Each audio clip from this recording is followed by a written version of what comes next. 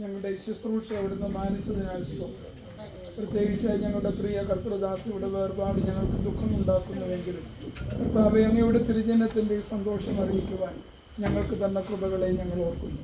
ഞങ്ങൾ കടന്നുപോയ ഭവനങ്ങളിൽ അങ്ങയുടെ സമാധാനം ഉണ്ടാകണം. ഞങ്ങൾക്കെല്ലാവർക്കും നിൻ്റെ കരുണ തരണം. ഞങ്ങളുടെ കുഞ്ഞുങ്ങളെ കാത്തുകൊള്ളണം. ഞങ്ങളുടെ യുവാക്കളെ അവിടുന്ന് അനുഗ്രഹിക്കണം.